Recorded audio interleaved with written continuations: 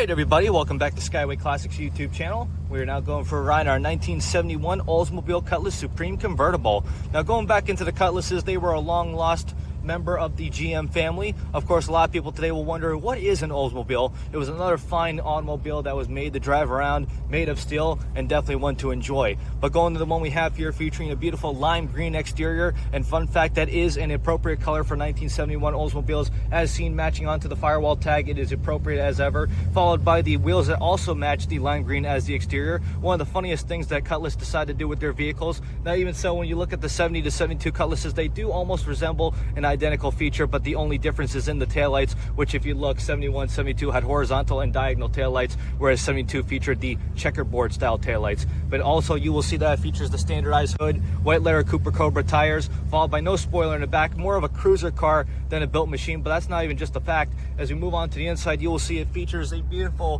white, somewhat beige style interior. Of course, you will see it is the standardized package with the bench seat, fold down armrest, and even so automatic on the column. You do have the sportier style wheel of the Cutlass family, followed by the wood grain cluster. As you will see, you have your appropriate speedometer. Fun fact, they used to usually delete these or put clocks on the right side of the cluster, but it's nice to see they have the factory tech, followed by an upgraded gauge cluster on the left side there for the fuel, temperature, oil pressure, and all that fun stuff. A lot of times they're usually light lights instead of the more accurate needle gauges, but that is one nice feature to have indeed. Followed by your radio, featuring an audio box cassette 2-knob radio. And as you can see, they actually have the antenna built into the windshield, which came standard on a lot of GM vehicles during the time. But even so, it features a wonderful style ride, comfortable as ever. Even the back seat, if you want to have some friends, is the perfect amount of room. Even for safety, you have the GM appropriate style lap belts. But of course, let's get on to it. Also having the power top, which also matches the interior. As you can see right there, there's a switch for the automatic power top,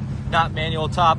But now let's get to the best of it, the engine, featuring the Rocket 350 small block engine. As you can see, it is painted the appropriate Oldsmobile style gold, followed by a dual exhaust with upgraded headers. And even so, the best part about this vehicle is not just your granny mobile, but it's actually the W31 version of the Oldsmobile, which, if we were to sum it up, actually provides a better cam, better ride, and better performance for the vehicle, which is why in the walk around you will see how good it sounds compared to your older style Rocket 350s, where it was just quiet, not really performancy, more of just a go-getter, and probably ended up in the scrapyard. But although this is the perfect ride to go to a car show in, perfect vehicle to own and have in your garage. In fact, that's what the last owner did with it, and he took especially good care of it. But as for now though, we are just going to get it turned around and up on the lift. So if you have a moment, folks, please stay tuned with us to see the underneath.